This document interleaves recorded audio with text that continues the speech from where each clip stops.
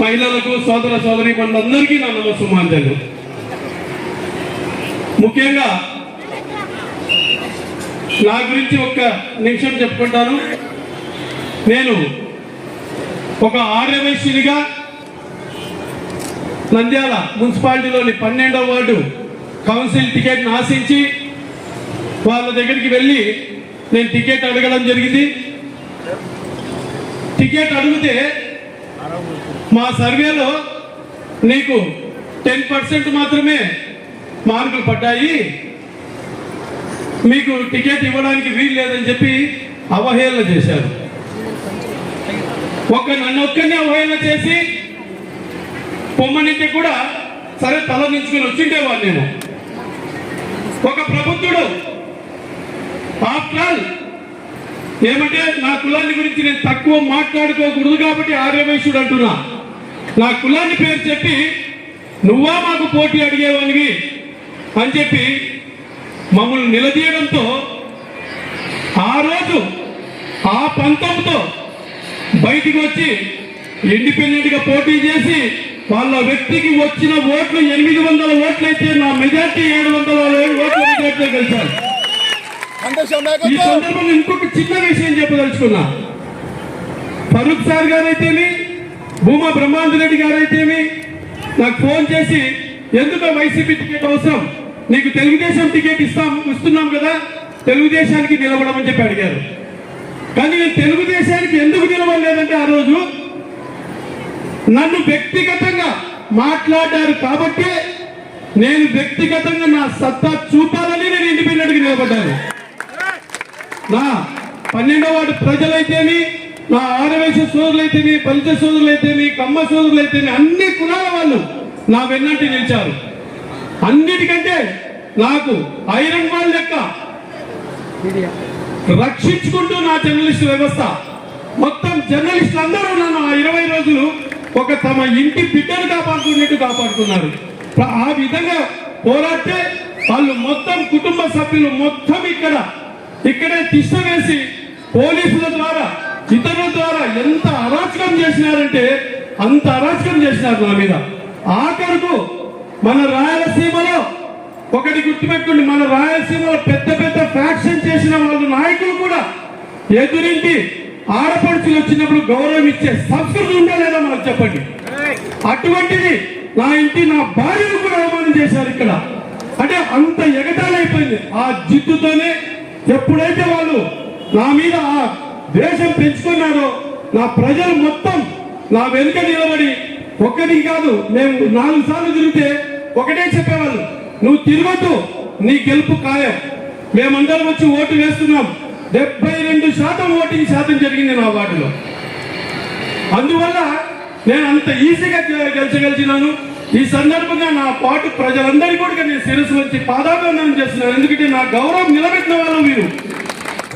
నాన్న చాలా విషయాలు చెప్పారు, ఇంకా ఎవరు ఇంకేముండదు చెప్పడానికి. కాబట్టి నేను రాయలసీమ ఉద్యమం తాగునీరు సాగునీరు కోసము పదవులను పక్కన పెట్టి పోరాటం చేసిన వ్యక్తి. ఎప్పుడు కూడా చిన్నప్పటి నుంచి ఒక మహానుభావుడి గురించి చెప్పేవాళ్ళు. 6 సార్లు ఎంపీగా గెలిచి అట్లాగే గవర్నర్, కర్ణాటక బీహార్ గవర్నర్గా, కేంద్ర మంత్రిగా ఉండి స్వాతంత్ర సమరయోధుడే కాకుండా ఈరోజు ఎస్ఆర్బీసీ కానివ్వండి, లేదంటే ఎర్రగుంట్ల రైల్వే జోన్ కానివ్వండి, అప్పుడు వేసిన విజన్ ఇప్పుడు మనకు కళ్ళ ముందు ఉంది అంటే అది పెద్దాయన పెండేకంటి వెంకట సుబ్బయ్య గారు. పెండేకంటి వెంకట సుబ్బయ్య గారు మరి మీరందరూ కూడా ఆయనకు సహకారం ఇచ్చి గెలిపించారు. అదేవిధంగా మీ అందరూ కూడా మీ ఇంటి ఆడపిల్లగా భావించి మరి మీరందరూ కూడా నాకు ఓటు వేసి గెలిపించవలసిందిగా కోరుతున్నాను. అట్లాగే అలాంటి మహానుభావుడు పెండేకంటి వెంకట సుబ్బయ్య గారికి అంజలి ఘటిస్తూ వారికి నమస్కారాలు తెలియజేసుకుంటూ, ఈరోజు శ్యామన్న అన్నారు ఒక మాట, నేను కార్పొరేటర్గా ఇండిపెండెంట్గా వెళ్ళే ముందు నన్ను అవమానించారు అని చెప్పారు. కులం మతం మధ్యలో రాజకీయాలు చేస్తుంది వైసీపీ ప్రభుత్వం. ఆయన అన్నారు, కార్పొరేటర్లను సంతలో పశువులను అమ్మినట్టు మేము కొనుక్కున్నాము కార్పొరేటర్లను. నేను చెప్తున్నాను, గెలిచిన తర్వాత అదే మీ లేఅవుట్లు, ప్రతి లేఅవుట్ పశువుల సంతగా మారబోతుందని అయితే నేను తెలియజేస్తున్నాను. అట్లాగే వైశ్యుల గురించి తప్పుగా మాట్లాడారు అని ఆయన చెప్పారు.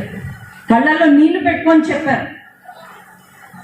వాళ్ళు ఎవరైతే మాట్లాడారో మీ కాళ్ళ పైన పడి క్షమాపణలు చెప్పే వరకు నేను ఊరుకోనని నేను తెలియజేస్తున్నాను. నాకు అవకాశం ఇస్తే ఖచ్చితంగా మీకున్న సమస్యలను పార్లమెంట్కి తీసుకెళ్తాను. పార్లమెంట్లో మాట్లాడడమే కాదు, మహిళలంటే తక్కువ కాదు, ఇంట్లోనే ఉండేవారు కాదు. ఈరోజు మహిళలంటే రూలర్స్ అని ప్రతి ఒక్కరికి చేసేలాగా, అట్లాగే మీ సమస్యలకు పరిష్కారం దొరికేలాగా నా పైన నమ్మకం ఉంచి ఈసారి ఓటు వేయవలసిందిగా కోరుతున్నాను.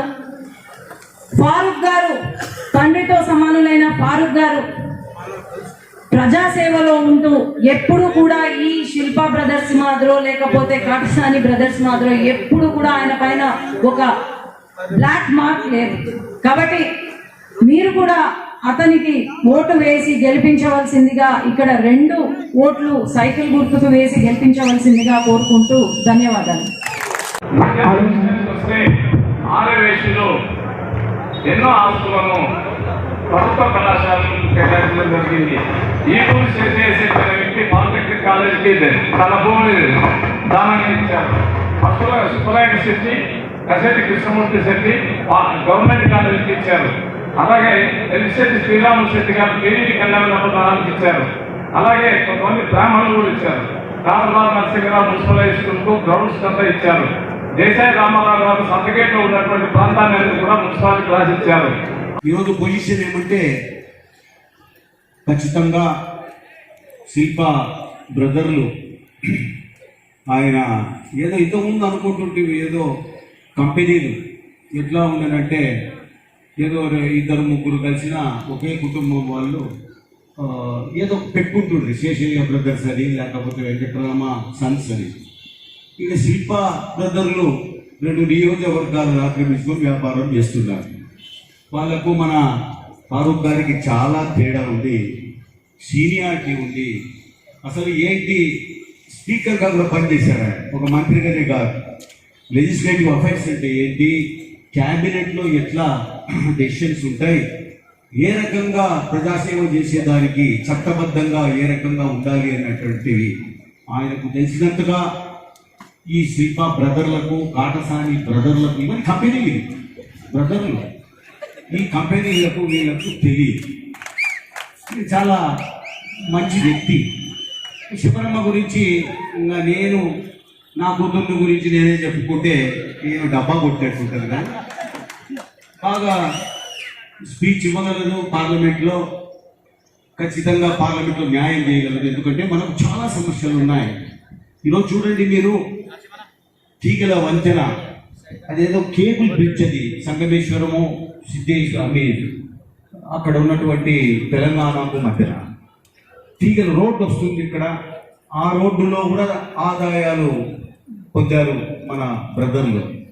ఈరోజు ఆ రోడ్డు వస్తున్నప్పుడు కృష్ణా రివర్ను దాటి యువతలికి రాయలసీమలోకి రావాలంటే, తెలంగాణ నుంచి సోమశిల నుంచి సంగమేశ్వరానికి రావాలంటే ఆ బ్రిడ్జి కట్టాలంట. ఆ బ్రిడ్జి తీగల వంతెన, అది దాని మీద తీగల వంతెన ఊరికే పోయి ఆడ సెల్ఫీలు దిగనీకే, హనీమూన్ కప్పులు పోయి సెల్ఫీలు దిగనీకే, బాయ్ ఫ్రెండ్ గర్ల్ ఫ్రెండ్ పోయి సెల్ఫీలు దిగనీకే పనికొస్తుంది, కానీ రాయలసీమకు పనికిరాదు. ఈరోజు 60 టీఎంసీల నీళ్లు బ్రిడ్జ్ కమ్ బ్యారేజీ అక్కడ కనుక నిర్మాణం చేస్తే ఈ రాయలసీమ కరువు నింపుతుంది. ఈ 8 రోజులకు ఒకసారి నంద్యాలలో నీళ్లు, మంచినీళ్లు, ఈ దొంగ నా కొడుకులు 8 రోజులకు ఒకసారి, 8 డేస్ ఒకసారి నీళ్ళు ఇచ్చే ఈ బ్రదర్లు, కంపెనీ ఓనర్లు ఎవరికి సమాధానం చెప్తారు? మీరు మళ్ళా ఓట్ల కోసం వస్తున్నారు, మా వైపు వచ్చిన వాళ్ళని బెదిరిస్తున్నారు, మీరు ఫోన్లు చేస్తున్నారు. బెదిరింపులో మీకు బెదిరేవాడు ఎవడు లేడు. భూమా నాగిరెడ్డి పాపం ఆయన పోయినాడు, కానీ ఇప్పుడు బైరెడ్డి రాజశేఖర్ బెదిరేలేవు. తర్వాత మీరు ఆక్రమించిన ఆస్తులన్నీ కూడా వెనక్కు తీసుకొని ఖచ్చితంగా మీకే మంచి పెడతాం. ముఖ్యంగా నేను చెప్తున్నా, బెదిరింపులకు వస్తే మాత్రము 1000 రెట్లు రెడీ ఉన్నాం మీ బెదిరింపులకు ఐటీని కానీ చెప్తున్నాను నేను. న్యాయంగా జరిగిన ఎన్నికలు ఎవరి ఇష్ట ప్రకారం వాడికి ఓటేయని శబరమ్మకేస్తారా? లేకుంటే ఓ దద్దమ్మ వాడు ఎవరు కనపడ్డా కల్తీ విత్తనాల వ్యాపారం చేసుకుంటూ వ్యాపారం రైతులు ఎంతమందిని చంపినారో ఏమో. మరి మొన్న 5 ఏళ్ళు టికెట్ ఇచ్చారు, 5 ఏళ్ళు ఉన్నాడు ఆయన. ఈ 5 ఏళ్లలో రైతులు చాలా మంది ఆత్మహత్యలు చేసుకున్నారు. జగన్మోహన్ రెడ్డికి నచ్చినట్టుంది ఈ క్యాండిడేట్. మరి మిగిలిన రైతులను కూడా చంపి రాకపోయి టికెట్ ఇచ్చినట్టుగా ఉంది. అందుకే ఈ రోజు మేము చూస్తున్నాము, శబరికి కనపడని అటువంటి అత్త పత్త లేనటువంటి ఒక బ్రహ్మానంద రెడ్డికి మధ్యన జరుగుతున్న ఈ యొక్క ఎన్నికల సమరంలో ఖచ్చితంగా శబరమ్మను దీవిస్తారని మేమంతా నమ్ముతున్నాం.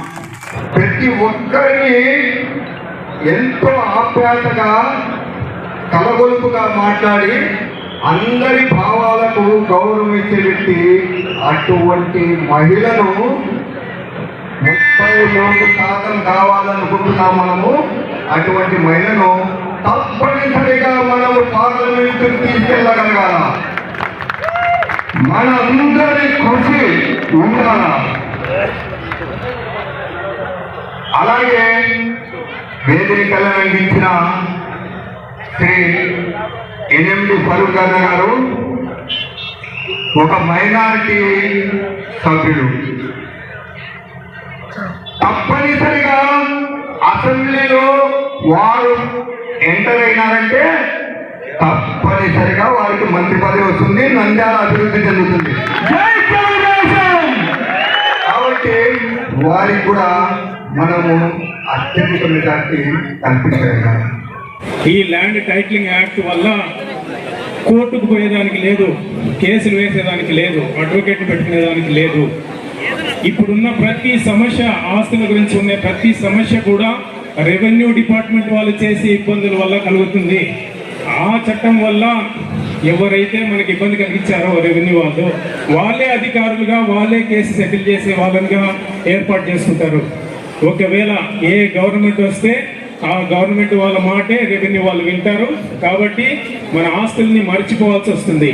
ఈ చట్టంలో ముఖ్యమైన అంశం ఏంటంటే, మన పేరుతో ఉన్న ఆస్తి ఎవరి పేరుతో ల్యాండ్ టైటిలింగ్ ఆఫీసర్ రిజిస్టర్ చేసుకుంటారో వాళ్ళదే ఆస్తి అయిపోతుంది. దాని గురించి మనము 6 నెలల లోపల క్వశ్చన్ చేయకపోతే వాళ్ళు ఎవరి పేరు ఉంటుందో వాళ్ళే పూర్తి అధికారం అయిపోతాడు. ల్యాండ్ ఓనర్లు ఎటువంటి పరిస్థితుల్లో కోర్టు పోయేదానికి అవకాశం లేదు, లాయర్ని పెట్టుకునేదానికి అవకాశం లేదు. ఓన్లీ ల్యాండ్ టైటిలింగ్ ఆఫీసర్ దగ్గర మాత్రమే మన సమస్య చెప్పుకోవడానికి వస్తుంది. అక్కడ ఎవరు ఉంటారు? మళ్ళీ ఈ ప్రభుత్వం నియమించిన రెవెన్యూ ఆఫీసర్ మాత్రమే ఉంటారు. దాని అపలేట్ అథారిటీ కూడా ల్యాండ్ రెవెన్యూ ఆఫీసరు, మళ్ళీ రెవెన్యూ వాళ్ళే. ఈ విధంగా ఎవరు కూడా ఏ సమస్య చెప్పుకోలేని విధంగా ఒకటి చీకటి జీవో రాత్రి పూట విడుదల చేశాడు. ఇప్పటికి వచ్చిన చీకటి జీవోలన్నీ కూడా రాత్రి వదిలినవే. సరే, దాని గురించి తెలుసుకోవాలంటే మనము ఆన్లైన్లో వెతికినా కానీ కనిపించవు. దానిని చూపించకుండా ఇంప్లిమెంట్ చేసేదానికి కూడా ఈరోజు ఆయన చీకటి జీవో తీసుకొని వస్తున్నారు. అది మాత్రం ఇంప్లిమెంట్ అయితే మనం ఆస్తిని మర్చిపోవాల్సిందే.